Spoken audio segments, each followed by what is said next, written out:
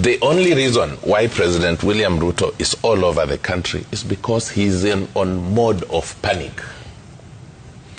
And it's actually surprising that for you, that is joy, that is performance. It means he has not appreciated that those places have county governments. He has not appreciated that he has effective cabinet secretaries and principal secretaries who can run across. Because when he is all over, you are reciting that he has been to Nyanza 61 times. I know he has been to Luoland 39 times. It's not paying any dividend for those trips. Wait for the next 3 months. You will see how it will turn around. So what I'm saying, Trevor, myself, is if you ask me,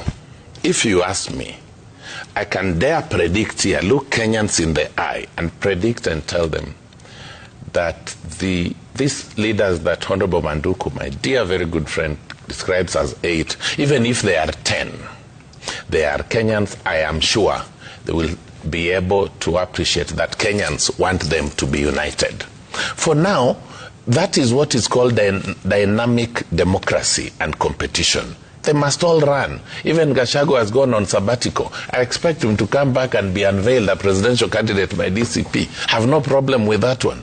Luoland, I won't be surprised if it also unveiled James Orengo as a presidential candidate. In the coming few weeks, next door, I was supposed to have been a part of a meeting the other day between James Orengo and my friend Fred Matiang'i to bring that together.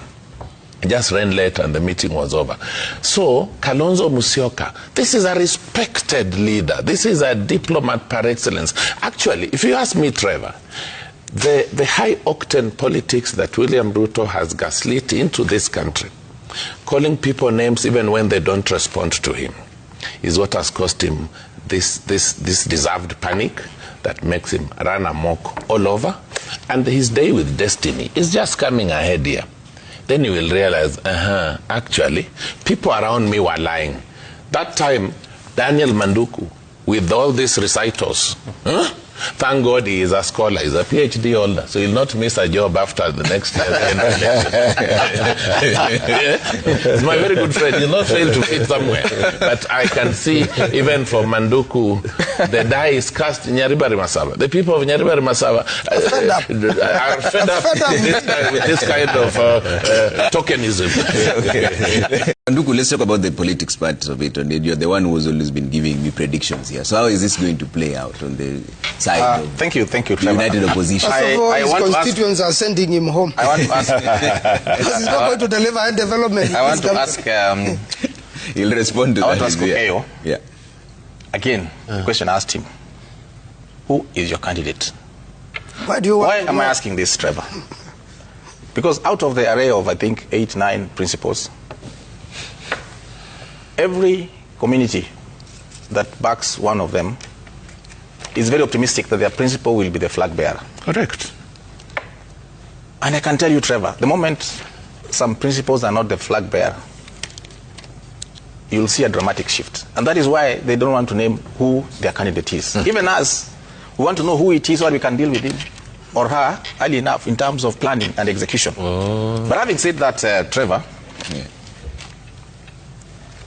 I'm a living testimony myself that under this administration, my constituency, Nyaribari Masaba, has had government investments of more than 4 billion shillings in 4 years.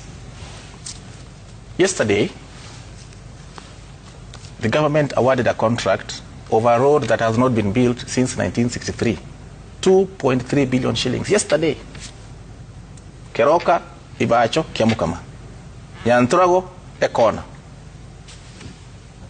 We have rural electrification going on in my constituency. 350 million shillings. We have got 3 markets going on. 2 are built, complete. 70 million per market. I can take you there.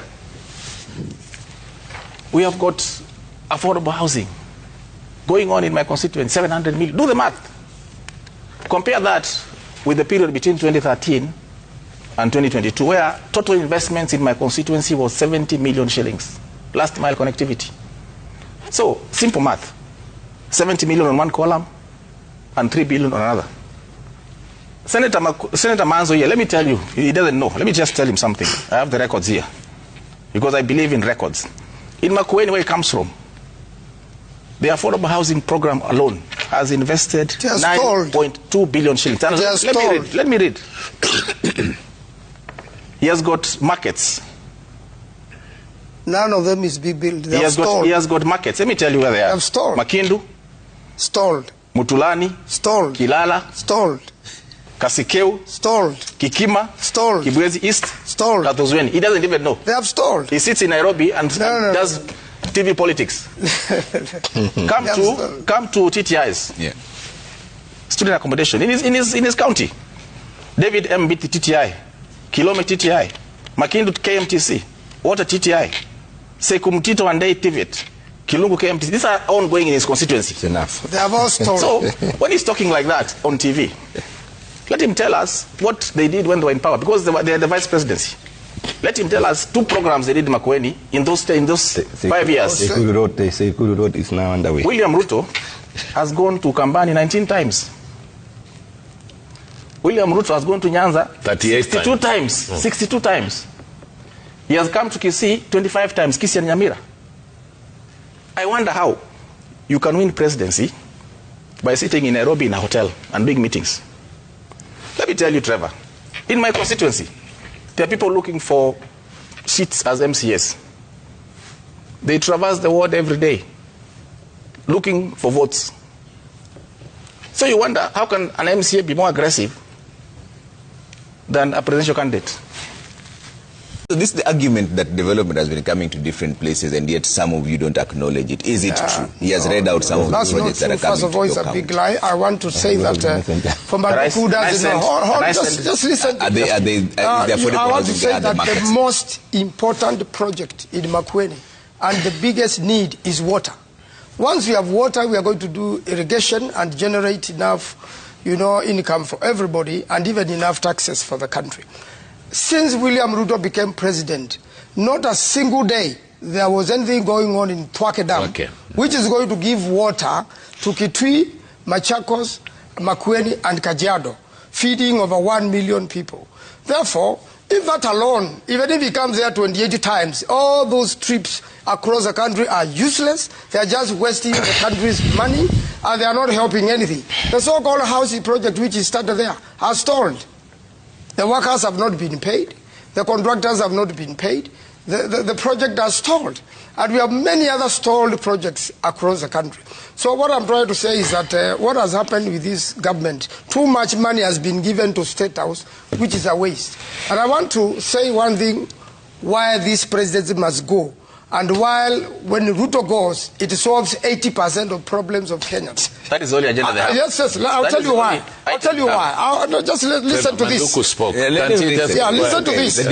Now, when you abuse human rights, and I want you to look at the picture on the front of the nation.